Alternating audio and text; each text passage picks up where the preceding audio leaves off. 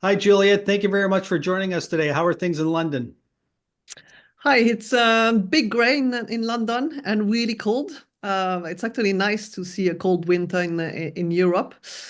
We've got the snow back, and yeah, it's a bit more exciting than rain. But this is London in January.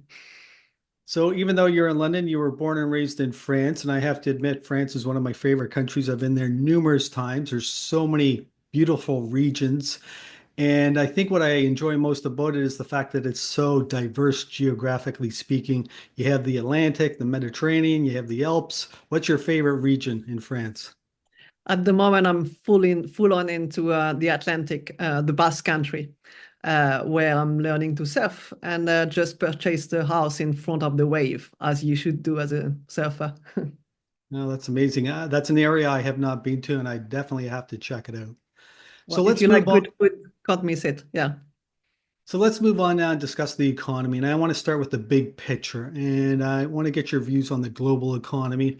And when you look at the global economy right now, it's a real dichotomy. You have the US, which is very strong, growing at 2 to 3%. Then you have China, the second largest economy in the world, representing 20% of global GDP. So what happens there is also very important. But it appears to be in a downward spiral. You never really know what's happening. But given the government programs that came out in November, you have to at least think it's quite severe. And then, of course, you have Europe, and Germany's in a recession. France is in pretty poor shape.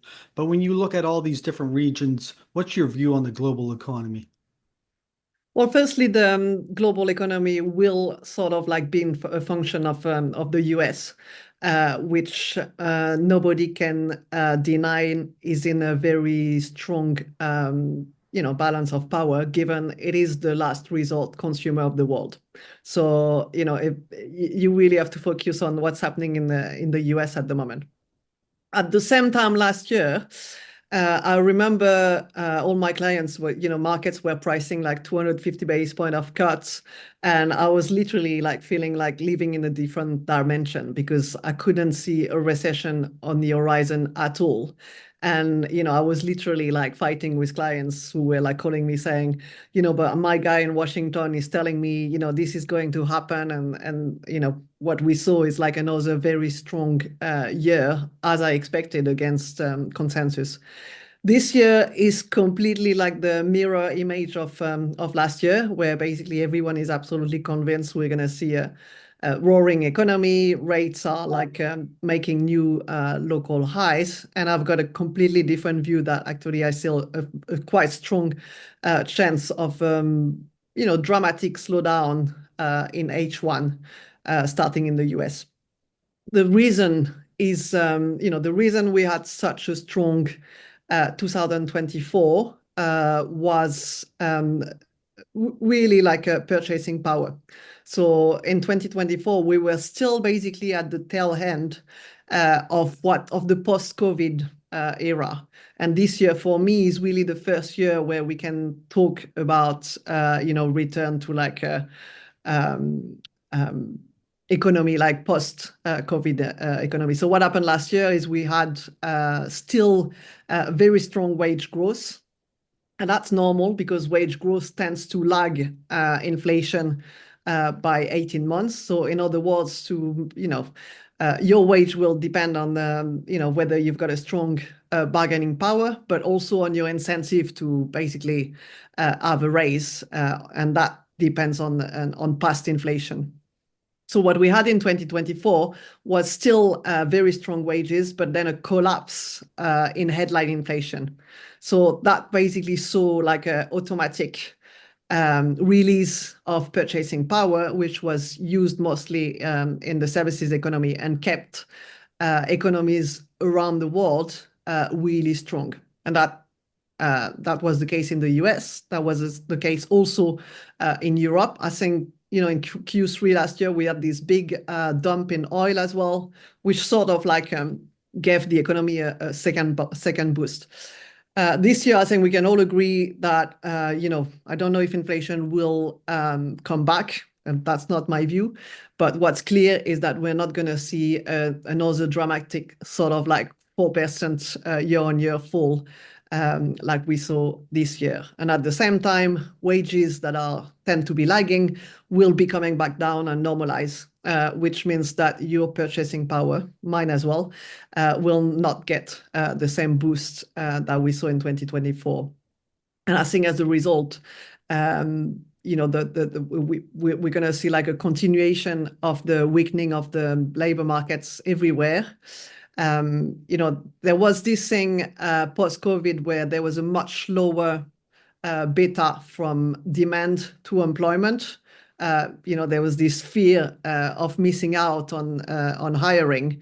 And as a result, when demand was coming down, employment was actually staying stable.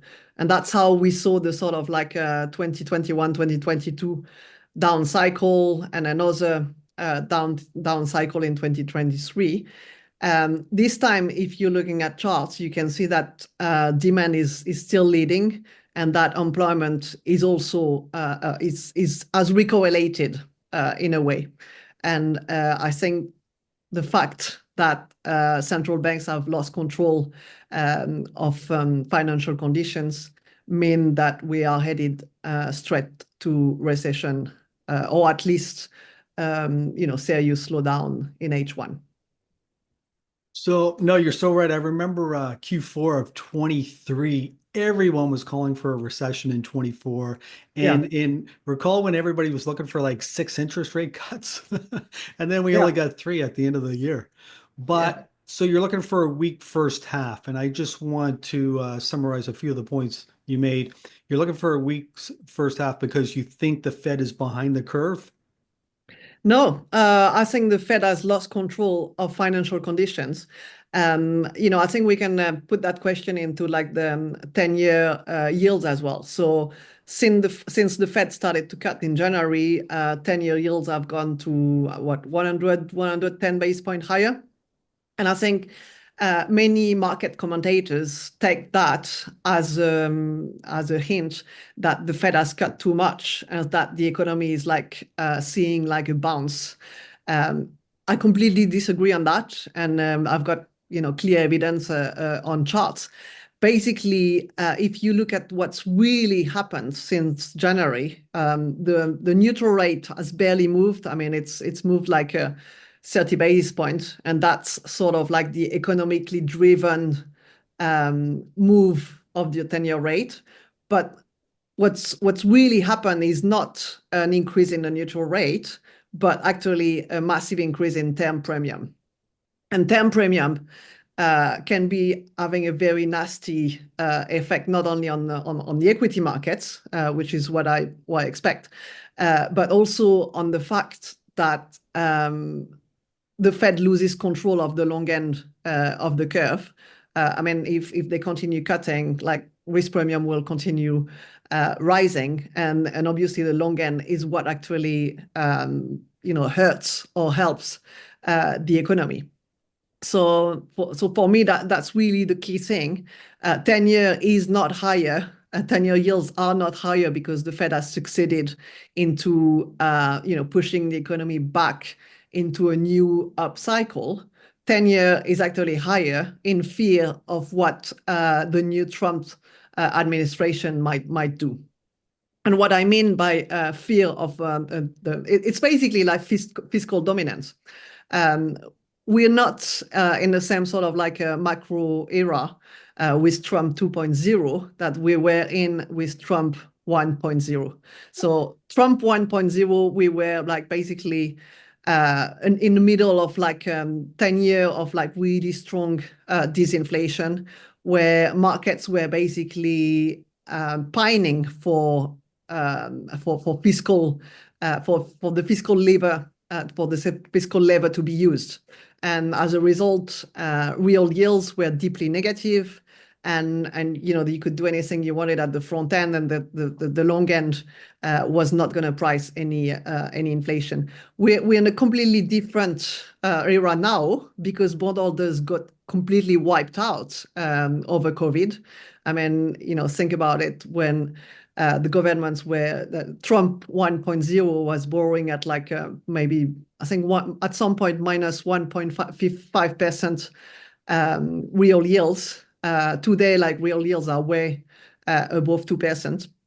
And the reason is simple. The bond vigilantes are back, and they want and they have to, at all costs, ensure that governments cannot borrow their way into prosperity. And what I mean by that is basically borrowing their way into nominal growth, which would only give the economy a one-off, sort of like a one-off boost, but leaves like the heavy scar of like much higher debt to GDP ratio. So that's really why the long end is much higher. It's not because the economy is strong.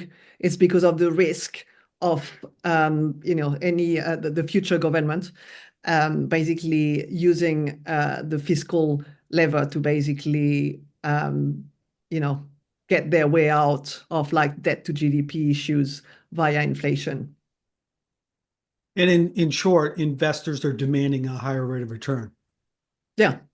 I mean, this is basically market's normal way of saying no more. And that's why I find it, really interesting when you're talking about like whether, the Trump administration will massively cut rates, or, what's happening in France, what's happening in UK. It's not about the government anymore, because if you're going to be back to, yes, you can cut taxes, but what if that tax cut ensures that borrowers have to borrow at like 8% in the US? You basically kill the economy at the same time as you cut taxes, like corporate tax cuts. So it's basically like a transfer of wealth between borrowers and saviors, and there isn't a way to actually borrow into prosperity when market vigilantes are back. So in a way, it's not going to be governments deciding anymore. It will be markets. And the fact is, when you can borrow, let's say you borrow like a 10-year at lower rate than the nominal growth you can achieve, then you're a winner. You can actually borrow, get growth, and your debt to GDP ratio will not increase. And that used to be the case, and it made complete sense to borrow then. But this is not the case anymore today, where with rates at 5%, it's very unlikely that you will achieve the sort of growth that you've borrowed at, which means you will get like the one-off boost in growth, but as a result, you will also get like a massive increase in like debt to GDP ratio.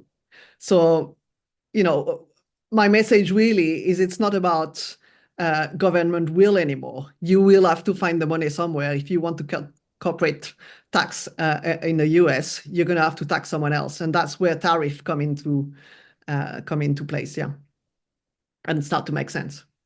Right, right. So there's a lot I want to ask you about there, but essentially, if the government borrows at 5%, but the economy is only growing at 3%, their debt levels are going to explode. Yeah. Okay, now I want to ask you a little another question about the 10-year. So it's had a big move. It's gone from 360 in September up to 470 now, give or take.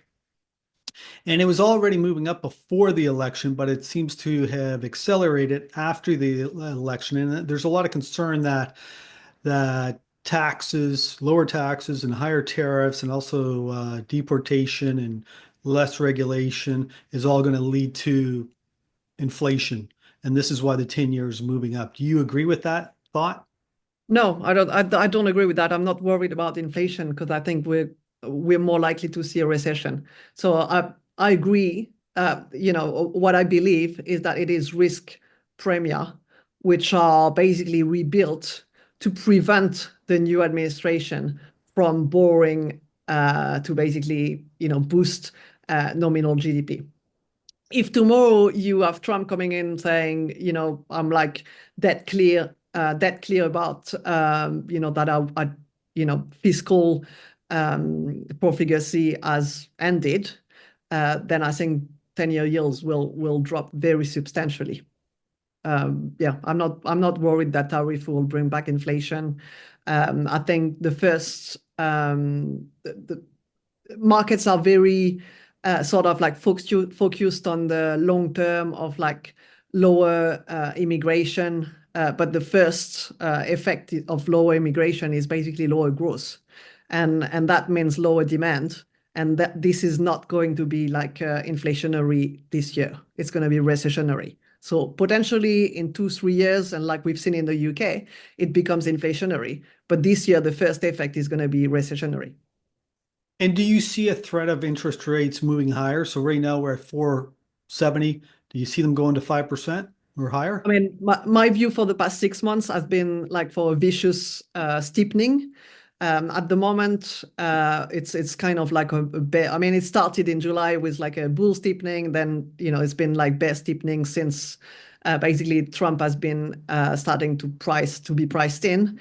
I think eventually this vicious steepening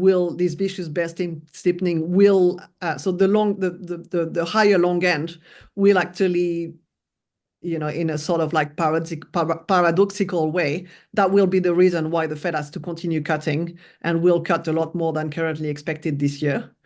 So I think the bear steepening that we are seeing at the moment will turn into a vicious bull steepening in a matter of like weeks or months. So you touched on tariffs, and I want to get your thoughts on tariffs. The new administration said they're going to impose a 25% tariff on all imports coming from Canada and also from Mexico. They're going to impose, I believe, 10% on China. But what are your thoughts on tariffs? Are they good or bad? I mean, good for whom and bad for whom, right? Um, Again, like the constraints have completely changed over the past 10 years because of demographics. We used to get like easy organic growth in the US of say like 2%, before 2000 we were getting like 3% just on the back of population growth, working population growth. Now, in most of the world, this is now negative. In the US, all working population growth post-COVID has been down to immigration. So you take out immigration, you get like a deeply negative working population growth. This is basically the base of your organic growth. When you lose that part, there's 3 different areas you can look for to continue to get growth, which is like kind of like a necessary for capitalism to continue to thrive. You can resort to debt.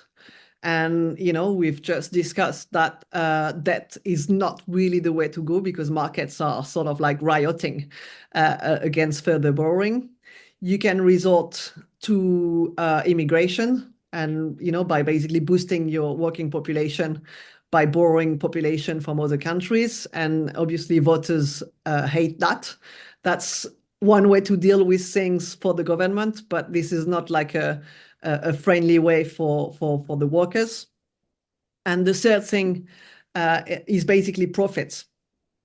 But there's a fourth thing is basically, and that's the one that Trump is looking at right now, is if you've got a negative current account deficit, what you can actually do is basically get your imports to be produced locally and boost your output this way, or you can basically go and borrow demand from the rest of the world. And that's exactly what Trump is looking to do by imposing tariff. And this is something we touched base.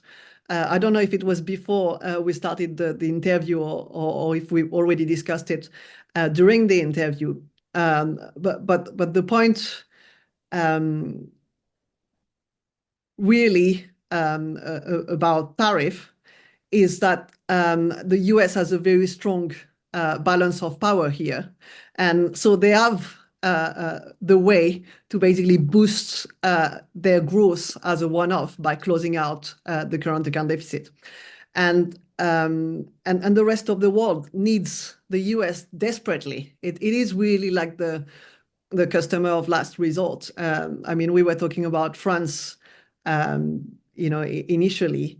And if you talk to any business owners in France, the only way they're going to be getting successful is if they can extend into the US. I mean, you look at like a startup in UK. I was talking to someone with like an advisor recently, and basically there is, if you don't extend to the US and basically sort of like go public in the US, you're not even going to get investors. So let's put things simply. The world at the moment cannot work without the US. So Trump comes in and he's like, you know what? I've got this amazing power. Why wouldn't I just use it? European businesses are not going to do away from like the US consumer just because there's a 10% increase in tariff. It's quite likely they would probably absorb that higher cost if they had to. And I have no doubt that companies will move and produce in the US, and it's potentially not going to be marginal. The US consumer, I just really want to stress it. The US consumer is is really key to a very large part of the world. So, so Trump is right to want to be using that power, and that will mean a stronger US dollar and potentially and a continuation of US exceptionalism. So the Fed cut 3 times in late 2024. The next Fed meeting is January the 29th. What do you think they do? I think I don't really like to time cuts because when you've got a very clear view, and I had a very clear view in the whole 2024, I actually expected 4 cuts, which is what got delivered. I mean, in 3 times they cut 4 times if you include the 50 basis point. But in terms of like timing, it's not really very useful to try and pinpoint exactly when. What I strongly believe is that I think there's about like less than 40 basis point cut priced for the year, and I think there's a strong possibility that we see like 3 or 4 times that. So there is clearly a trade there, and I don't really care what they do in January. It could be that we see a huge my view since the election has been you basically buy stocks on the election, and I've actually started to recommend selling stocks since the end of November. So it's sort of like buy the election, sell the inauguration. If we see another like 5% downside in equity prices, I have no question that the Fed will start to be worried again. I mean, they're just basically reacting to markets, and there is no question that if you see like equities come down 5-10%, then the economy will weaken very very fast, and the Fed will have to cut. Unemployment will continue to rise. I've got no question about that. So, it's a matter of timing, but I'm pretty sure it's coming. Interesting. Okay, I do want to ask you about valuations, but before I do that, I got to get your views on the US dollar. And this US dollar, it's killing me. It's the Canadian currency was down 10% in 2024 alone. Okay, so I can't afford to go and visit you in London Gotta or go to go to skiing in Europe. Paris. Currency's killing me, but the DXY, I believe it was up 7% on the year. What do you think? Do you think the US dollar continues with this strength? Yeah, I think I think euro can make new lows. I think the one can still weaken a lot further. You know, I've borrowed in euro and I get paid in dollars, so I'm quite happy about that, and clients are happy too because I'm pricing in sterling, so they get a discount. But yeah, I mean, US exceptionalism, US tech dominance. I mean, we haven't talked. You wanted to talk about Greenland. For me, Greenland, space, everything is about like future US tech dominance. Finding the critical metals that are needed to basically power the AI and also quantum computing revolution. And basically everything is about energy. And the US and Musk are going to be the ones dominating that field for years to come. So Greenland is not, uh, like a Donald Trump having a bit of a like a. I mean, this is not like a delusional Trump 1.0. Trump 2.0 is going to Greenland because Musk need the rare earths that China has started to mine, and I think we should totally take it seriously. Um, Firstly, Greenland left the EU, I think it was in 1985, and it's still a part of the Danish krone. But the fact is that there has been a treaty, which I think was signed in 2009, which is like the Autonomy Act, which actually leaves to Greenland inhabitants their the possibility of a referendum on becoming independent. So it's a really interesting story because von der Leyen was in Greenland just last year. She was worried about China interest there, and obviously China interest is all about mining as well, similar interest to Trump and Musk, and talking and responding. Greenland Authority actually said, you know what, we're a poor region. We have a right also to basically seek our own interest. So, I mean, for me, like like Trump's purchase or whatever you call it, investment in Greenland makes complete sense, and I would absolutely not, you know, dismiss the fact that US is trying to extend into new states. And obviously, like, I don't know what your view is about Canada, but, same story there. Yes, no, you raised some very interesting points, and I didn't realize it would be that easy to take over Greenland. 59,000 inhabitants, which are Yeah, really poor. So, you know, yeah. why It, not? it's a massive landmass, and I was looking at it because I got to be honest, I don't look at Greenland too often, but it's a Yeah, massive landmass that's never been explored. You can only imagine what's there. And with regard to Canada, of course, everybody wants to take over Canada. We have the world's second largest resources of reserves of yeah, uranium. The US is the largest consumer of uranium for their yeah, nuclear reactors. We're also one of the top, we have one of the top resources for oil and gas and also potash. There's just so much. And it's already been explored, right? It's already there for yeah, the taking. yeah. But that's So for another. me, it's all about like Musk, basically dominance over energy, AI, and it's the same. And looking at Greenland, looking at Canada, is exactly the same reason you'd be looking at space and obviously the moon, asteroids, Mars. That's where basically the critical metals are to build batteries and to build the batteries of the future that are going to be basically turning clean energy, clean and more importantly, like free energy, like solar. Clearly, like Musk is more into solar than wind, but basically it's all about like using that cheap energy to like store it and through batteries and power the AI slash quantum computing revolution. So I want to talk about the S&P and the Nasdaq now. You did say you think the U.S. economy is going to be under pressure in the first half of the year. Did you also mean that the S&P and the Nasdaq are going to be under pressure in the first half? So my recommendation since the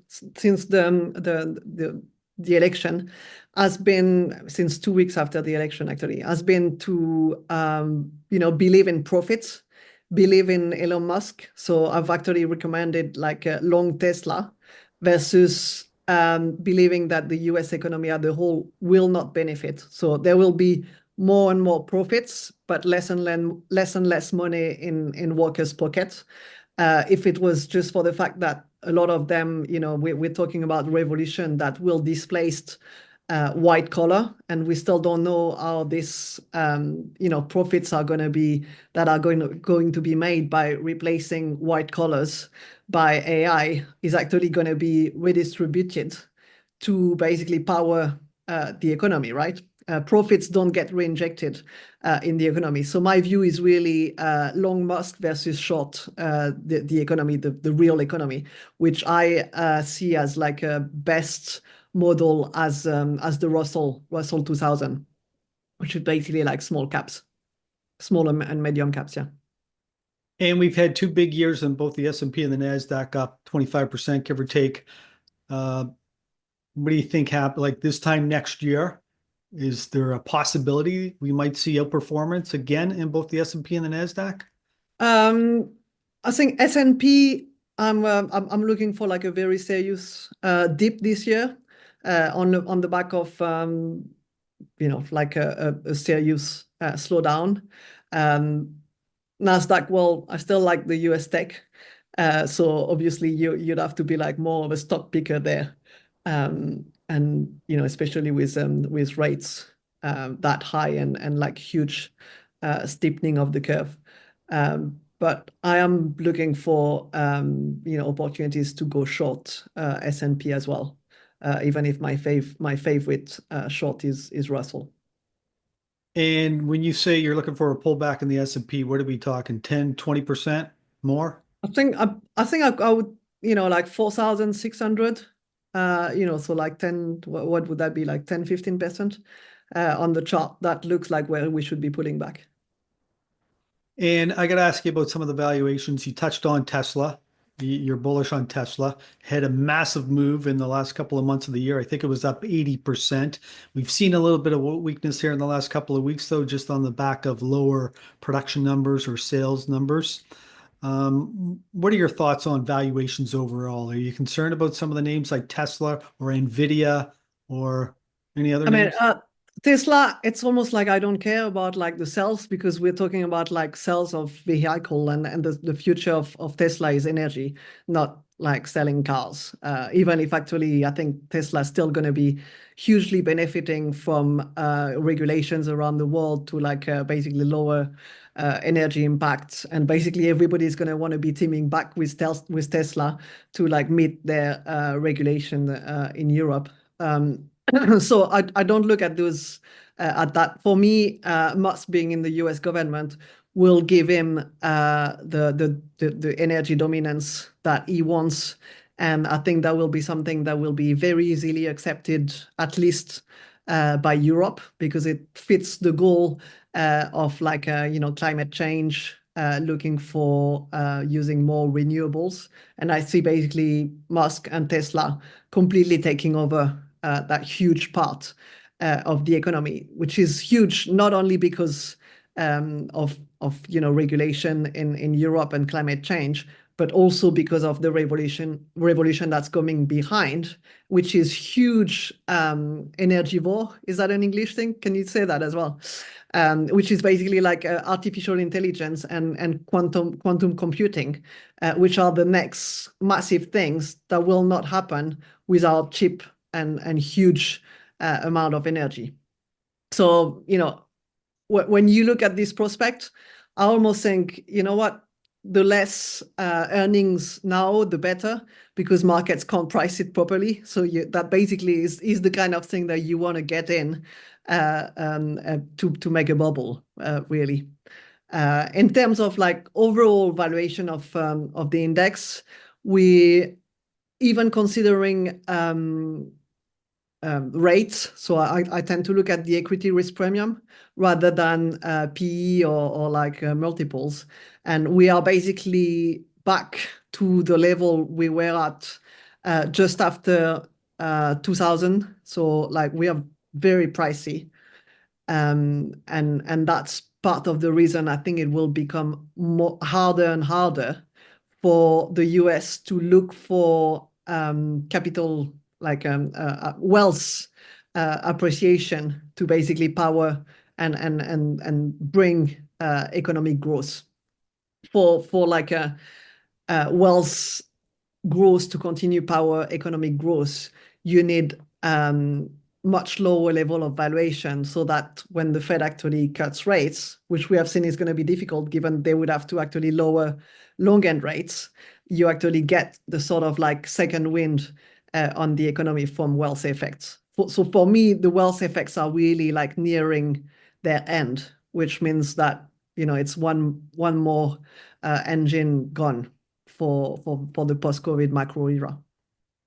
Bitcoin had a very good 2024, up over 100%. Gold was up 25%. Any views on Bitcoin and gold? Still like Bitcoin, for me, it's like the hard asset that is sort of like part of the AI, economy, and there's obviously that massive point that Bitcoin is seen by many, and probably rightly, as the way to fight, like demographics, weak demographics, and the reason why governments have to resort to like inflation to basically get out of their indebtedness.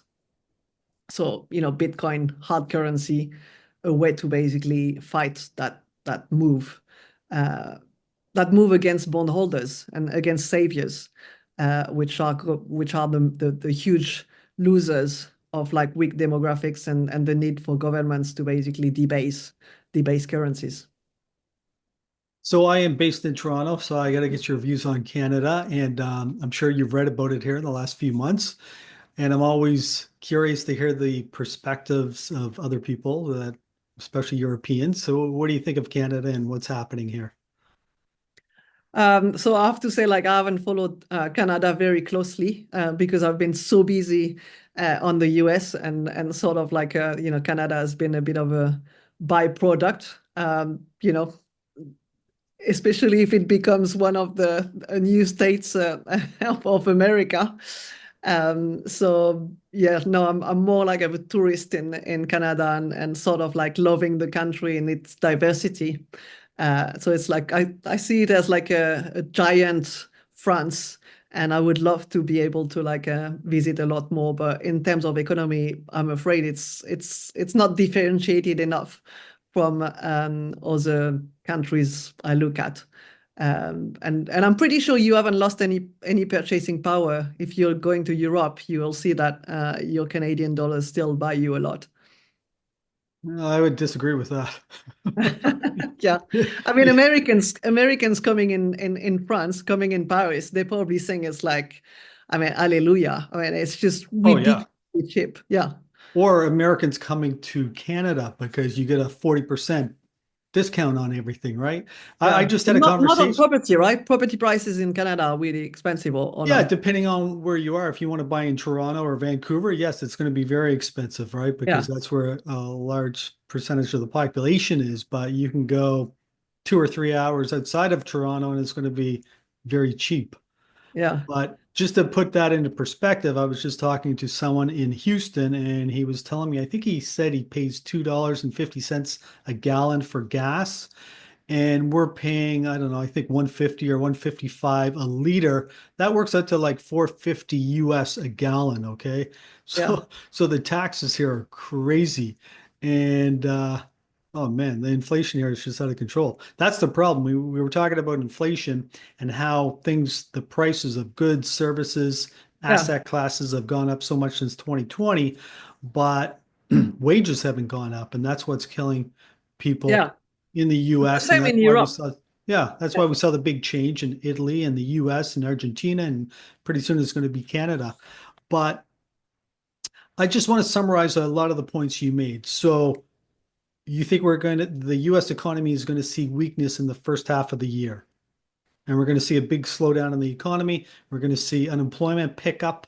Well, where do you see unemployment? If unemployment in the US is at 4% right now, where do you see it going? That's a good question. We could probably can go to like 5%, in the next 9 months. I think that could be really fast.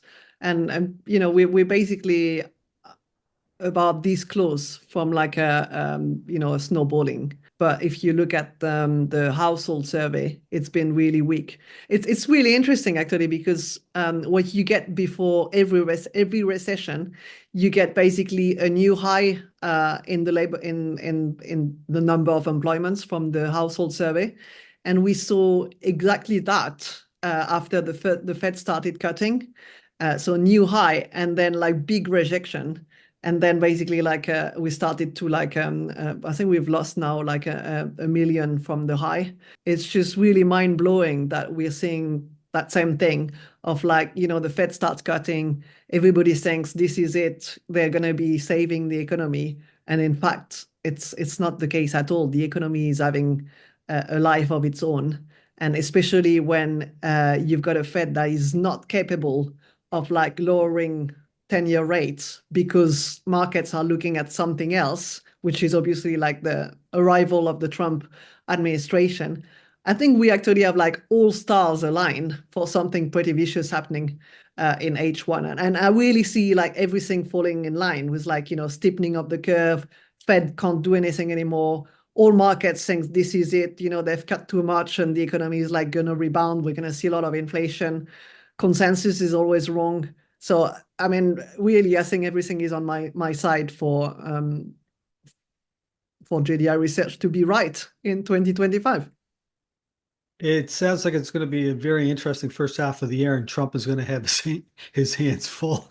And Yeah. man, and if the U.S. goes into recession, like Canada is in serious trouble. Like our unemployment, I just want to once again provide some more context.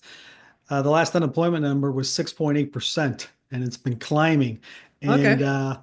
the GDP is more or less flat. And if you look at GDP per capita, it's like 30% lower than what it is in the US, which makes Yeah. no sense to me whatsoever. And But what's that, your feeling about like you know, job market in Toronto?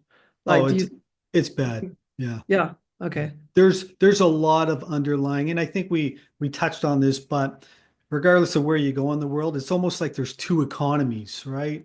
And Yeah. even in the US, even though we were talking about how strong the US economy is and how strong the housing market is and also the stock market, there's another subsection of the US economy where the people are doing Yeah. very poorly. They're not doing well. They're feeling a lot of There's economic pain. the haves who have assets and stocks, and the have not who are working and you know are not catching up to inflation. And I think we're just at that junction where you know if equities are not going up anymore, then basically the economy is going to be powered by the have not, and you know rates are way too high for them to basically carry the economy forward. So you know for growth, you need like continuation of like a wealth increase. You know, unfortunately, that's how capitalism works. You can't just stay stagnant. So, Well, Juliette, this was a great conversation, and I want to thank you very much for spending time with us today. And it's the first time you and I spoke, but when we started this conversation, we were talking about France, and you said your favorite region right now is on the Atlantic side where you like to surf. What about skiing? You're a big skier. What's your favorite place to ski in France? I am a big skier, and I've skied for the last 25 years in La Clusaz. And I'm just starting to consider. Actually, the only place I went outside of La Clusaz in the last 25 years was Whistler, which was really lovely, and I'd like to go back there. I'm actually thinking of like you know focusing on the surf and maybe start rediscovering other places for skiing in France, in the US, in Canada, and maybe you know move forward with the skiing. And you know now my kids are a little bit older as well. It's easier to carry skis, carry stuff, and you know look for new adventures. Whistler is great, but you got to have good weather because it can be quite bad because it's so close to the water. Okay. Yeah.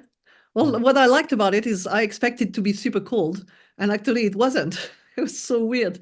I was like going to Canada thinking, oh my God, you know, it's going to be minus 20. And in fact, it was just the same weather as the Atlantic coast in France. So, you know, I got good weather, so got lucky. Juliet, if somebody would like to learn more about you, follow you online, or learn about your services, where can they go?